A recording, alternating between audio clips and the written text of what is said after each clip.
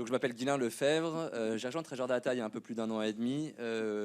Contrairement à la virgule de ce matin, moi je vais nous présenter rapidement en introduction, comme ça sera fait, et après je partirai plutôt sur effectivement l'illustration des usages de nos solutions par nos clients, et en particulier de nos clients retail. Et donc bien sûr on est présent là-haut, donc ravi de poursuivre la discussion à la fin de cet échange. Donc très rapidement, on existe depuis une dizaine d'années, on est une société américaine, on a été fondé par des Japonais, on appartient à la verticale CDP, je n'en suis pas mon premier acronyme, donc je m'en méfie toujours un peu parce que ça recouvre souvent pas mal de réalités assez différentes, mais l'acronyme en l'occurrence c'est Customer Data Platform. On est content parce que cette semaine, le Magic Quadrant va être édité, publié autour de la verticale CDP, ils ont mis un peu de temps à la publier. On est dedans et on s'en réjouit. C'est effectivement une très bonne nouvelle pour l'industrie et aussi pour Treasure Data parce qu'on est plutôt bien placé. Donc nous, on est une solution SaaS qui aide plutôt les grandes organisations. Effectivement, vous avez quelques logos ici. Pour collecter, consolider, unifier la donnée client, souvent qui viennent de systèmes assez hétérogènes et variés, de pouvoir la consolider autour d'un identifiant unique et de faciliter la diffusion et l'accès de cette donnée unifiée et enrichie à tous les départements de l'entreprise, marketing, publicitaire, mais également éventuellement service client, vos conseillers de vente en magasin, la supply chain et autres, avec pour objectif final de pouvoir garantir l'expérience la plus personnalisée et la plus efficace qui soit avec les clients de nos clients. Aujourd'hui, c'est ça qu'on fait, et c'est uniquement ça qu'on fait depuis aujourd'hui une dizaine d'années. Donc quelques éléments aujourd'hui sur le contexte. Je ne vais pas vous apprendre grand-chose, mais c'est vrai qu'il y a une véritable complexité, mais ça depuis toujours, de pouvoir personnaliser l'expérience client, de pouvoir proposer des contenus personnalisés aux clients. Donc je pense qu'on peut tous y aller de notre anecdote personnelle. Je vais y aller de la mienne parce que j'ai le micro. Mais je me suis acheté récemment un Pixel 8. Et donc on pourrait quand même attendre de Google, qui est plutôt une entreprise innovante, de pouvoir me proposer une expérience personnalisée. Je crois que j'ai rarement eu autant de publicité pour me dire d'acheter un Google Pixel 8 que depuis que j'en ai acheté un. Et je trouve ça effectivement assez particulier de me proposer un contenu aussi éloigné de mon besoin. Et surtout que je pensais que Google était parmi les sociétés aujourd'hui dans le monde, était celle qui me connaissait le mieux. Et preuve est de constater que ce n'est pas le cas. Et donc cet écueil-là aujourd'hui est vrai pour beaucoup d'organisations. Et je pense que beaucoup de gens vont se reconnaître dans ce verbatim qui provient en fait d'une étude qu'on a faite récemment. Donc c'est Treasure Data qui a été le commanditaire de cette étude, qu'on a faite en Europe. Donc c'est une étude IMIA, mais qui est récente parce qu'elle date d'octobre. On était également au NRF, bien sûr ça a beaucoup parlé d'IA, mais donc on était présent, Treasure Data, c'est un événement important bien sûr pour la société parce qu'on a aujourd'hui beaucoup de clients dans le retail. Donc j'en reviens, enfin moi j'y étais pas personnellement, mais quelques éléments qui ont été partagés et qui ont été collectés des échanges qu'on a pu avoir à New York donc en janvier. Les consommateurs exigent des services de plus en plus transparents. Je crois qu'un des termes qui a été utilisé, c'est Invisible Experience aux États-Unis. C'est vrai qu'on a de moins en moins envie, enfin, peut-être que c'est pas le cas de tout le monde, mais d'avoir effectivement une relation bien sûr qui soit fluide, mais qu'on n'ait pas justement l'impression qu'il y ait trop d'éléments intrusifs dans notre expérience avec le client.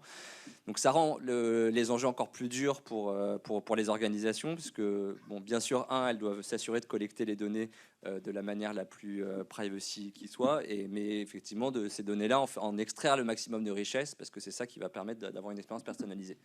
Donc, lien avec un des éléments du titre, c'est vrai que la disparition du cookie tiers change un peu la donne. Mais en fait, la change enfin moi c'est mon avis, mais que de manière, on va pouvoir s'adapter assez rapidement. Ça fait déjà longtemps qu'on est adapté dans tous les environnements iOS par exemple, parce que sur Apple il n'y avait pas de cookie tiers, et pour autant effectivement on travaille cet environnement pour pouvoir faire de l'expérience client. Donc effectivement, ça change la donne et aujourd'hui, il faut pouvoir capitaliser sur ces données first party. Et c'est l'un des sujets sur lesquels, bien sûr, nous, on est très présents. Ça, c'est effectivement un des verbatims de la CMO de Claire, mais qui revient un petit peu au premier sujet d'expérience invisible.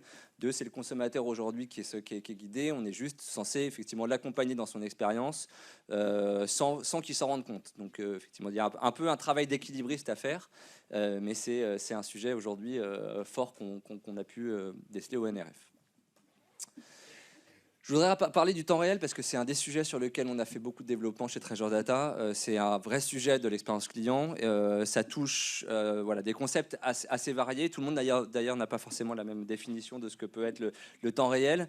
Mais le véritable enjeu, en tout cas dans le domaine de l'expérience client, c'est de pouvoir s'assurer quand on est une organisation, et à fortiori une organisation qui est en capacité de collecter beaucoup de données et sur des canaux assez variés, de pouvoir collecter ces données en temps réel, de pouvoir l'unifier en temps réel et de pouvoir l'activer en temps réel. Et ces 3 points sont voilà, des enjeux technologiques et aussi organisationnels pour beaucoup d'entreprises.